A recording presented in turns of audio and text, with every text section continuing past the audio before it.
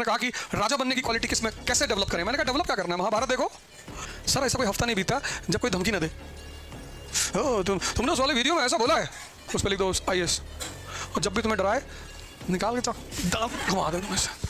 तब आदमी को एक और बात समझ में आती है कि सबको नहीं बताना है, इस जीवन को समझना है और नदी किनारे बैठ के हंसना है। सोशल रिफॉर्मर मत बनना, नहीं तो इसे बाल में उंगली फंसा के खींच लेंगे सब। जवानों के पास भावना होती है, ताकत होती है, बुढ़ों के पास दिमाग होता है, और भावना और ताकत दिमाग से हार जाता है। इसलिए 98% लोग राजा नहीं बन सकते। कल रणवीर ने कहा कि राजा बनने की क्वालिटी किसमें कैसे डेवलप करें। मैंने कहा डेवलप क्या करना है, महाभारत देखो। कहा सफलता के लिए, जीत के लिए क्या करना चाहिए। मैंने कहा महाभारत देखो। Bhishma Pitamah talented but half hearted. ऐसे तुम में से बहुत लोग हैं जो बहुत टैलेंटेड होंगे लेकिन पूरा मन नहीं IAS बनने का, बन गए तो ठीक है। भीष्म पितामह हाफ हार्टेड, मजबूरी में लड़ रहे हैं दुर्योधन की तरफ से, वचन की वजह से। हस्तिनापुर के थ्रोन से बंधे हुए इसलिए लड़ रहे हैं कि पापा कह रहे हैं IAS देना है, इसलिए दे रहे हैं।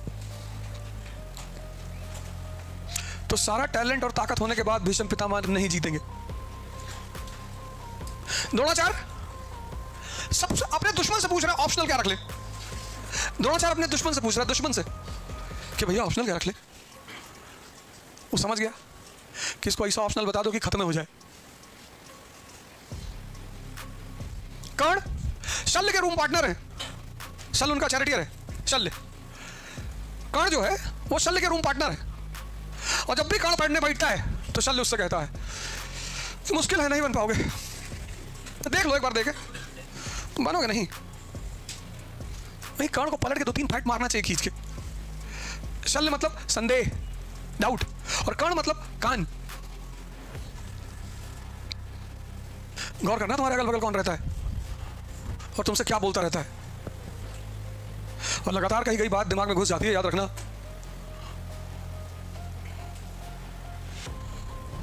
लगातार कही गई बात दिमाग में घुस जाती, बच के रहना। और ज्यादा रूम पार्टनर परेशान कर रहा है, खेल दो उसको, मना करो पहले, एक बार समझाओ कि मत कहा करो ये सब बातें। ना माने कि हम तो करेंगे, तब तुम्हारा टैलेंट, तब तुम्हारा टैलेंट। हमको लोग देखते हैं, हमारे फ्रेंड्स कहते हैं भैया तुम बड़ा मजा ले रहे हो, और ये है वो है। सर ऐसा कोई हफ्ता नहीं बीता जब कोई धमकी ना दे। तुमने उस वाले वीडियो में ऐसा बोला है, कोई मेल कर रहा है, कोई गाली लिख रहा है, तेरे को अपन देखेगा। तुम आएगा इधर महाराष्ट्र, तेरे को देखेगा अपन। तो उसका साइड इफेक्ट जो मैं झेलता हूं ना, वो बहुत लोगों को पता ही नहीं होता। एवरी डे लोगों को बस एक चीज दिखाई पड़ती है। ऐसे तुम भी एवरी डे चुनौती झेल रहे होगे। हर दिन एक बार तुमको लगा कि यार मेरा सिलेक्शन नहीं होगा, बस उसी वक्त खड़े हो जाना तलवार उलवार लेके। एक बढ़िया सा वो ले लो, वो जो जिसमें सामान को पैक वगैरह करते, व्हाइट कलर का होता है, फोम, फोम होता है ना, फोम होता है, फोम, हाँ, थर्मोकॉल, थर्मोकॉल ले लो बड़ा सा, उसको आदमी के साइज में कट कर लो, चेहरा वगैरह बना लो, उस पर लिख दो IAS, और जब भी तुम्हें डराए निकाल के दाब घुमा दो तुम्हें। तो तुम 20वीं बार देखोगे कि नहीं डराएगा।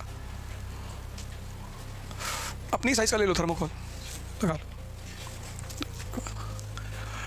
सब्जी काटने वाली है ही घर में, कोई देखने ना पाए, नहीं तो घर वाले इलाज कराने लगेंगे। अरे भैया, अरे भैया कामले साहब आप सही कह रहे थे कि ये तैयारी करने वाले थोड़ा सा खिसक जाते हैं। पता, पढ़ाई बड़ी जबरदस्त चीज है जीवन में, और बड़ी खतरनाक चीज है। खतरनाक कैसे?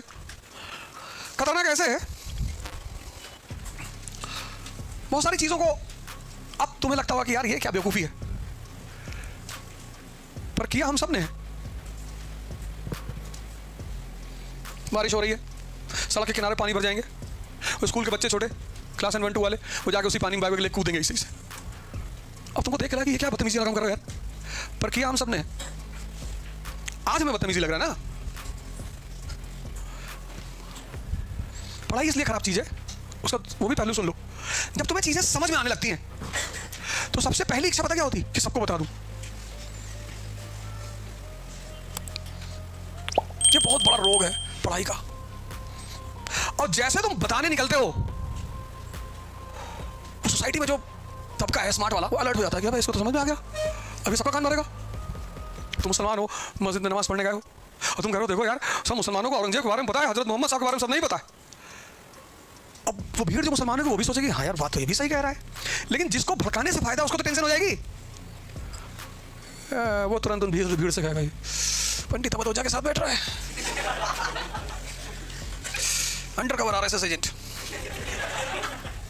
2 lakh rupees, 2 lakh I have seen. अब जिन लोगों को उस मुसलमान लड़के के प्रति एक दिन पहले सिंपैथी पैदा हुई थी, दूसरे दिन नफरत कि बताओ 2 लाख रुपया ले लिया और आके हमको रायता बता रहा है,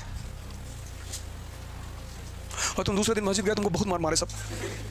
तब आदमी को एक और बात समझ में आती है कि सबको नहीं बताना है, इस जीवन को समझना है और नदी किनारे बैठ के हंसना है। सबको नहीं बताना है। और जब तुम सबको बताना बंद करोगे तो वो जो आदमी ने भड़काया है ना, वो तुमको प्यार करने लगेगा कि अब ज्यादा समझदार हो गए हो। जी जी, कभी कभी तुमको लगेगा कि सबको बता दूं, क्यों लड़ रहे हो भैया आपस में, आपस में प्रेम करो, देश प्रेमी हो। तो जिनको लड़ाने से फायदा, वो सब बहुत पावरफुल लॉबी है, वो तुरंत एक्टिवेट हो जाएगी और ऐसे पॉइंट रख देगी तुम्हारे खिलाफ कि तुम प्रूव ही नहीं कर पाओगे कुछ। इसलिए जब समझना तो मुस्कुराना, कुछ मत करना। सोशल रिफॉर्मर मत बनना, नहीं तो इसे बाल में उंगली फंसा के खींच लेंगे सब। आईएएस बनो और पार्लियामेंट में आओ, तब वहां सुधार करो। अभी कुछ नहीं। जातिवाद बुरी चीज है भैया, सिर्फ पढ़ो मन लगा के। ये था पहला फेज। अब जब भी कोई तुम्हें लगातार खिलाए उससे बच कर रहना, किसी दिन किडनी ले जाएगा तुम्हारी वो। वैसे भी इस दुनिया में हराम का कुछ भी नहीं होता, होता ही नहीं। पर जिनके दिमाग मरे हुए हैं उनको दिखाई नहीं पड़ता। तुमसे किसी दोस्त ने कहा चलो गोवा घूम के आते हैं, तुमने कहा यार पैसा नहीं है। अरे उसने कहा भाई you are talking about money, we are friends. दोस्ती में तुम पैसे की बात कर रहे हो, मैं दूंगा।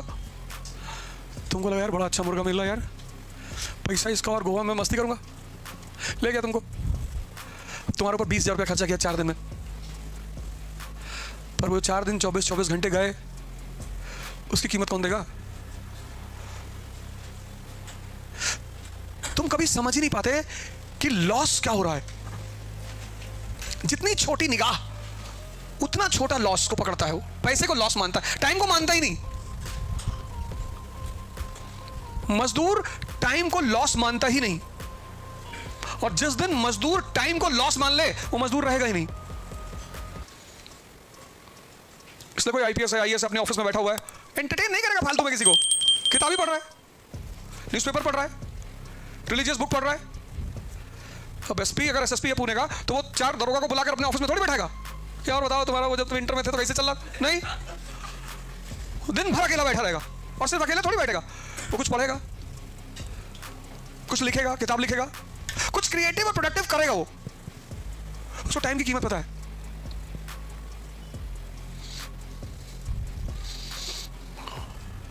आज कितना कीमती चीज है। एक एक आज में, एक एक आज को अगर तुम यूज करते जाओ सिर्फ 5 घंटा, एक एक आज को प्रेजेंट, तो 1 महीने बाद तुम देखो तुम्हारे अंदर कितनी ग्रोथ हो जाएगी। लेकिन बहुत सारे लोग ये सोचते हैं, ये सोचते सोचते उनका 2 महीना निकल जाता है कि मेरा बेस बहुत वीक है। ये सोच के 2 महीना निकल गया, चलो जिनका 2 निकला ठीक है, बहुत लोगों का 2 साल निकल गया कि मेरा बेस बहुत कमजोर है। 25 साल तुम्हारी उम्र है, तुम आईएएस बनना चाहते हो, तुम्हारा बेस नहीं है, कोई बात नहीं, कोई बात ही नहीं, बस तुम्हें टाइम का हिसाब रखना पड़ेगा। और शुरुआत करो 2 घंटे की पढ़ाई से, और 6 महीने के बाद उसको 12 घंटे तक पहुंचाओ। कुछ लोग शुरुआत 12 घंटे से करते हैं, 6 दिन बाद गायब। किसी का खाना मत, किसी का एहसान मत लेना। कोई 100 रुपये तुम्हारे पर खर्चा करो, उसके बाद 200 करो, और नहीं कर सकते तो खाओ ही मत।